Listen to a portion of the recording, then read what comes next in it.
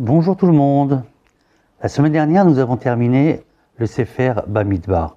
Cette semaine, nous allons commencer le Sefer Devarim, qui est le dernier livre de la Torah et qui n'est autre qu'un résumé des 4 premiers livres de la Torah. La première paracha de Devarim, c'est Devarim. Et Devarim précède toujours Tisha B'Av. Mais qu'est-ce que Tisha B'Av ? Un sage de la génération précédente disait « Tisha B'Av me fait penser à un Beth-Avot ». Un Beth-Avot, c'est une maison de retraite où tout le monde est en chaussons et ils attendent tous l'heure du repas.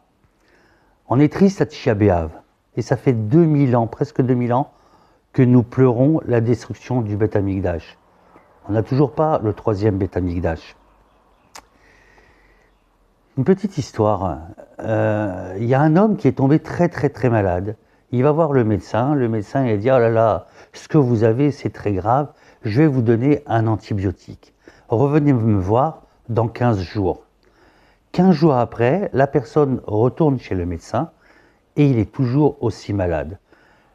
Le médecin lui dit « Ah, mais j'ai compris ce que vous avez autre chose encore, je vais vous enlever cet antibiotique-là et je vais vous donner un autre antibiotique. » Il lui donne le 2e antibiotique, revenez me voir dans 15 jours. 15 jours après, la personne, Baruch Hashem, était guérie. C'est exactement comme ça Tisha B'Av. Nous, ça fait 2000 ans qu'on pleure. Mais les pleurs, est-ce que c'est vraiment le bon antibiotique ? Vous savez que le Beth Amikdash a été détruit à cause de la sinatrinam, la haine gratuite. Contre la maladie, on a le médicament. Le contraire de la haine gratuite, c'est l'amour gratuit. Mes chers amis, si nous voulons, Bezrat Hashem, très bientôt, ne pas prier derrière une muraille, mais prier derrière ce qui aura cette muraille, c'est-à-dire le 3e Beth Amikdash reconstruit, il faut que nous ayons de l'amour gratuit, chacun les uns les autres. Nous ne devons pas faire du Lachon Hara, aimer la personne pour ce qu'elle est.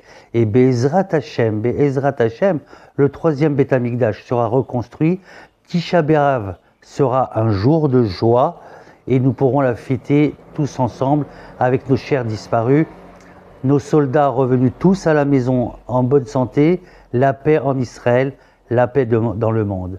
Shabbat Shalom, bon jeûne de Tisha B'Av, et je vous aime.